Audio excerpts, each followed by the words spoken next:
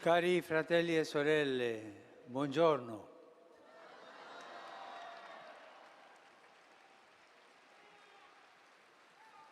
In questi mercoledì abbiamo riflettuto sulla famiglia e andiamo avanti su questo tema, riflettere sulla famiglia.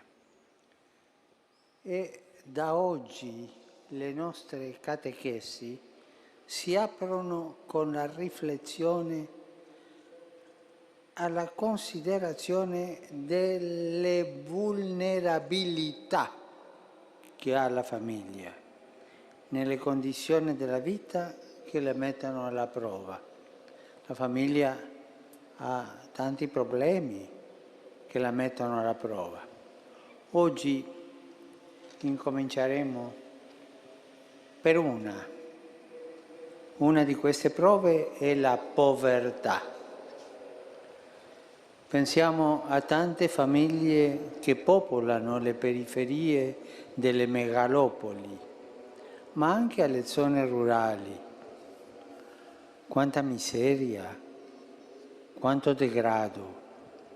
E poi ad aggravare la situazione, in alcuni luoghi arriva anche la guerra. La guerra è sempre una cosa terribile. Essa inoltre colpisce specialmente le popolazioni civili, le famiglie. Davvero la guerra è la madre di tutte le povertà. La guerra impoverisce la famiglia.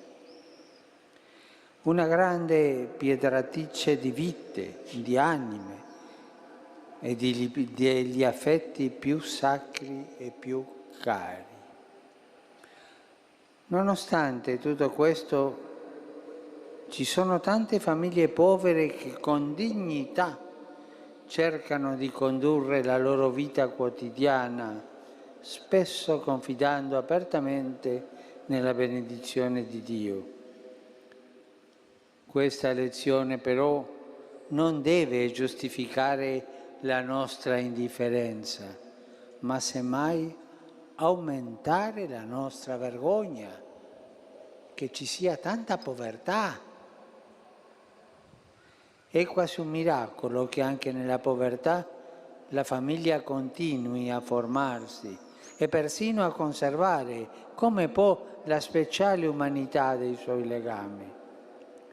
Il fatto irrita quei pianificatori del benessere che considerano gli affetti, la generazione, i legami familiari come una variabile secondaria della qualità della vita.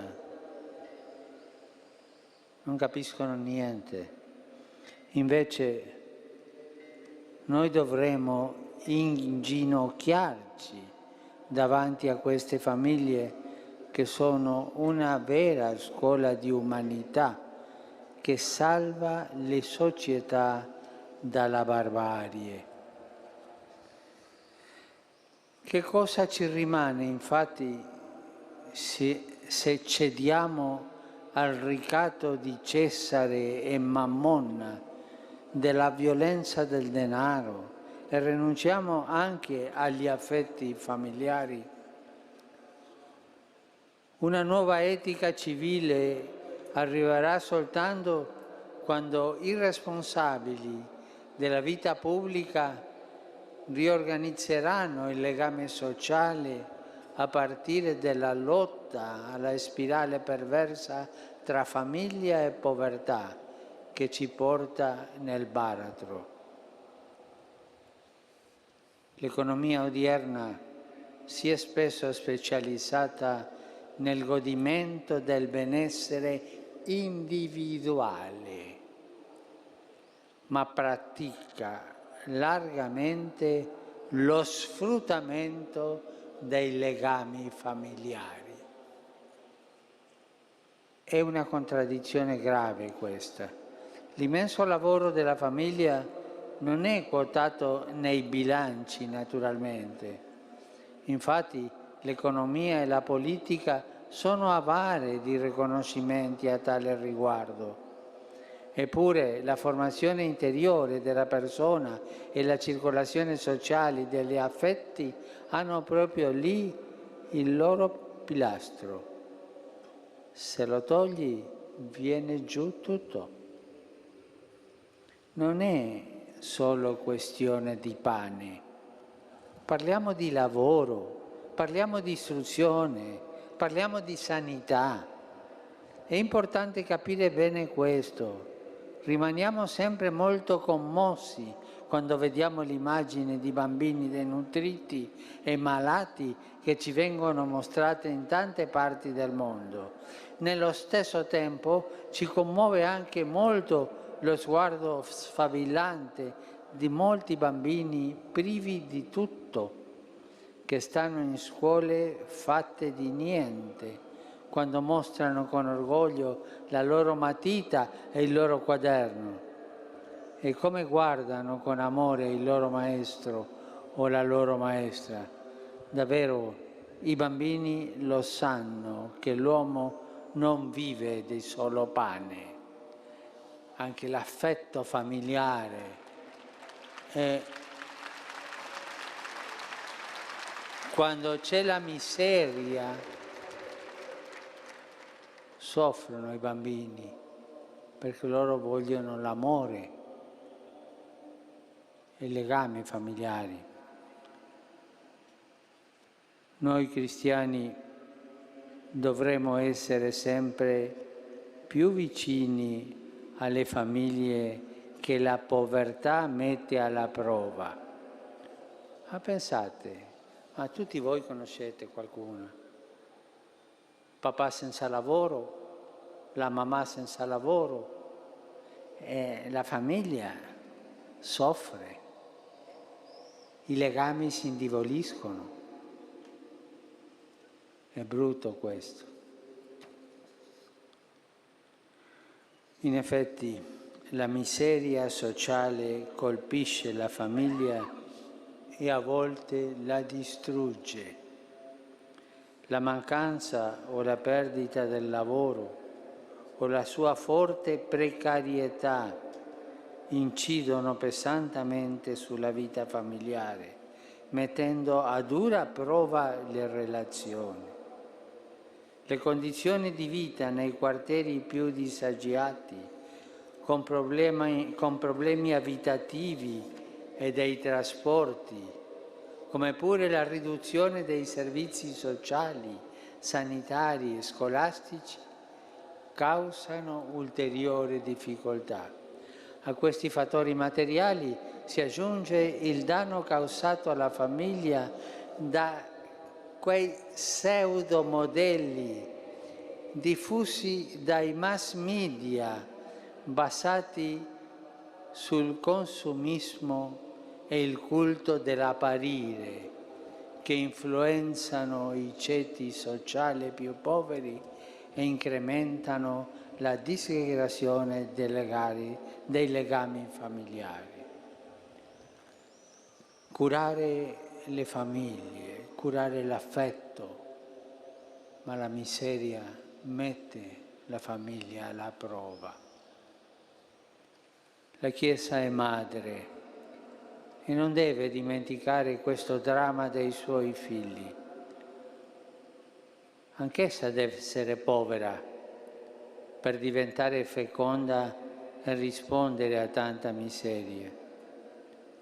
Una Chiesa povera è una Chiesa che pratica una volontaria semplicità nella propria vita, nelle sue stesse istituzioni, nello stile di vita dei suoi membri, per abbattere ogni muro di separazione, soprattutto dai poveri.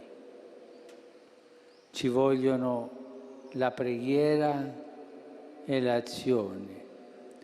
Preghiamo intensamente il Signore che ci scuota per rendere le nostre famiglie cristiane protagoniste di questa rivoluzione della prossimità familiare, che ora ci è così necessaria. Di essa, di questa prossimità familiare, dall'inizio è fatta la Chiesa.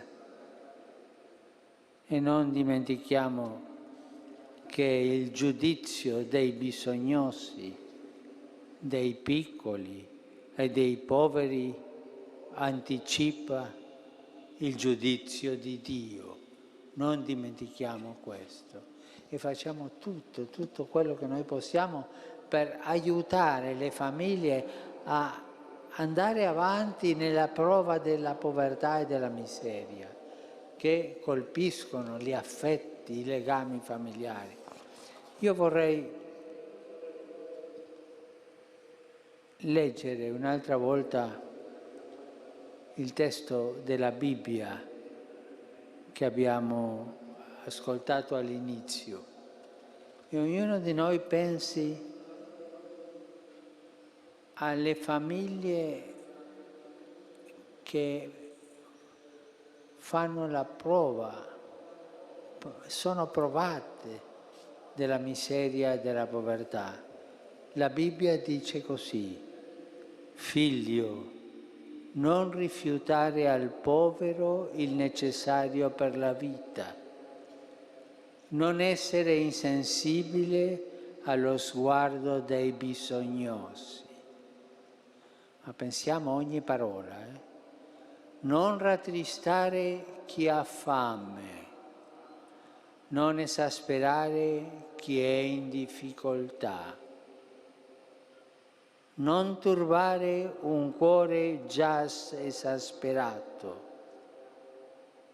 non negare un dono al bisognoso,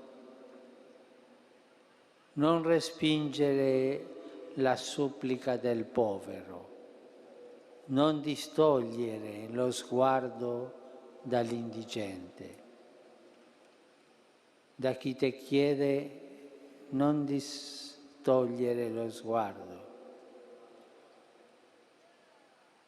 e non dare a lui l'occasione di maledirti, perché questo sarà quello che farà il Signore, lo dice nel Vangelo, se non facciamo queste cose. Grazie.